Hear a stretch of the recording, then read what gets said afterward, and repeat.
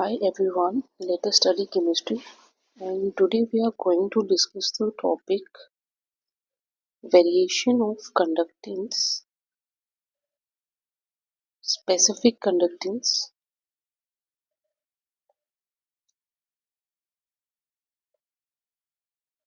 and molar conductance with dilution.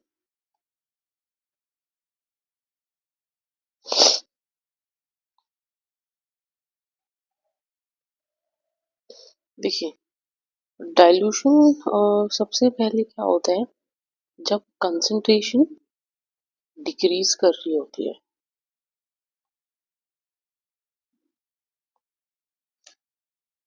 तो जो conductance होती है वो G होती है, specific conductance kappa and molar conductance lambda M. ठीक है, तो सबसे पहले जैसे जैसे नंबर ऑफ आयंस इंक्रीज करते हैं, जो भी हमारे पास कंडक्टेंस है वो इंक्रीज करेगा, क्योंकि जो आयंस हैं वो फ्रीली मूव कर सकते हैं। तो G की वैल्यू इंक्रीज करेगी विद डाइल्यूशन, क्योंकि डाइल्यूट करने पे जो आयंस हैं वो फ्रीली मूव कर सकते हैं। अब बात आती है कैपा की। कैपा होता है G into L by A, where L by A is the cell constant. ये हमने हमारी लास्ट वीडियो में डिस्कस किया था। तो जो कैपा जो होता है it normally decreases with dilution, और इसका रीजन ये होता है क्योंकि जो कैपा है वो सेल कांस्टेंट पे भी डिपेंड करता है, एंड जो नंबर ऑफ आयंस हैं इन 1 सेंटीमीटर पर centimetre square of the area decrease करते हैं on dilution. That is why जो स्पेसिफिक कंडक्टेंस है वो डिक्रीज करती है डाइल्यूशन के साथ। अब उसके बाद आती है मोलर कंडक्टेंस। जो लैम्डा एम होता है ये होता है kappa by C M, where C M is the concentration. ठीक है, और इसको हम फॉर इन 1 लीटर हम ये भी लिख सकते हैं। तो अब यहाँ पे जो मोलर कंडक्टिविटी है, this is equal to the product of specific conductivity molar volume. तो नो डाउट कि जो कैपा है वो डिक्रीज होता है ऑन डाइल्यूशन, बट जो इंक्रीज इन वॉल्यूम है that is more significant. So that is why जो ओवरऑल जो मोलर कंडक्टिविटी है वो इंक्रीज करती है ऑन डाइल्यूशन। इसके बाद हमारे पास नेक्स्ट पैरामीटर है जो कि हम डिस्कस करेंगे, variation of molar conductivity with concentration for two different type of electrolytes, that is strong and weak electrolytes. So variation of molar conductance for strong and weak electrolytes. Strong electrolytes completely dissociate हो जाते हैं, and जो weak electrolytes होते हैं वो completely dissociate नहीं होते, वो partial ions की फॉर्म में प्रेजेंट रहते हैं, इनकम्प्लीट डिसोसिएशन। तो अब इसके लिए दो डिफरेंट लॉज हैं। सबसे पहले एक इक्वेशन है that is Debye Huckel Onsager equation, and according to this equation जो भी मोलर कंडक्टिविटी होती है किसी भी इलेक्ट्रोलाइट की उसको हम लैम्डा एम से डिनोट करते हैं, and it is equal to lambda naught M minus A under the root C, where A is the constant and C is the concentration. यहाँ पे हम स्क्वायर रूट ऑफ कंसंट्रेशन लेते हैं।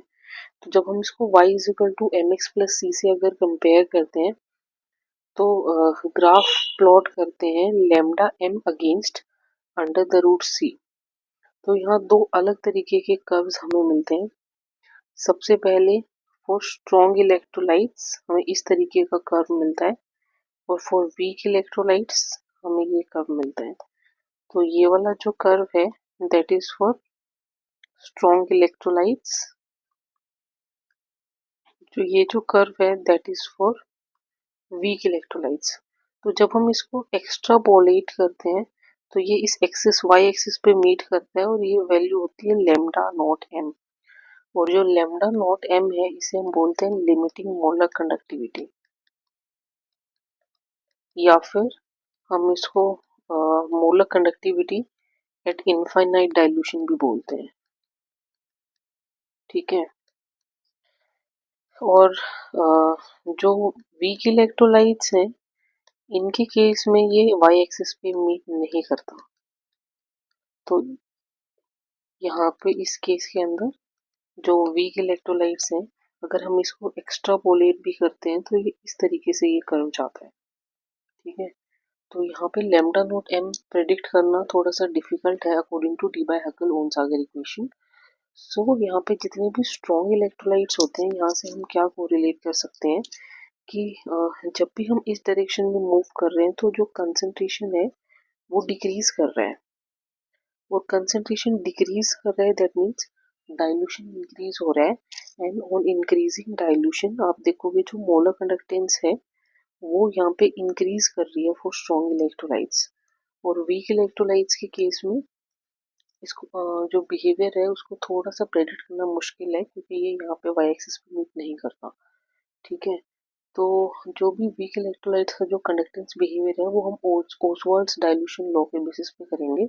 But strong electrolytes में it's very simple कि जैसे भी हम डाइल्यूशन करेंगे वैसे वैसे जो आयंस है वो कम्प्लीटली डिसोशिएट हो जाएंगे इलेक्ट्रोलाइट के, और उनके बीच में जो इंटर आयनिक अट्रैक्शन जो है वो कम हो जाएगा, जिसकी वजह से उनको फ्री स्पेस मिल जाएगा, और जितना फ्री स्पेस उनके मूवमेंट को मिलेगा उतना ही ज़्यादा कंडक्टेंस बढ़ जाता है। लेकिन कंसनट्रेटेड सॉल्यूशंस में क्या होता है, जो भी इंटर आयनिक अट्रैक्शन जो होता है वो ग्रेटर होता है, and due to greater interionic attraction conductance कम हो जाता है क्योंकि आयंस को मूव करने के लिए स्पेस नहीं मिल पाता। तो अब वीक इलेक्ट्रोलाइट्स के केस में थोड़ा सा डिफिकल्ट होता है क्योंकि वो कम्प्लीटली डिसोशिएट नहीं होते। ठीक है। तो जितनी भी जैसे कंडक्टेंस इंक्रीज होता है कंसंट्रेशन डिक्रीज पे या फिर हम कहेंगे डाइल्यूशन पे, तो स्ट्रॉन्ग इलेक्ट्रोलाइट्स के केस में ये एक यहाँ एक वैल्यू को रीच करता है जिसे हम इनफाइनाइट डाइल्यूशन बोलते हैं या फिर लिमिटिंग मोलर कंडक्टिविटी बोलते हैं। ठीक है। अब वीक इलेक्ट्रोलाइट्स के जो बिहेवियर है वो हम नॉर्मली ओसवाल्ड डाइल्यूशन लो बोलते हैं उसको, फॉर वीक इलेक्ट्रोलाइट्स।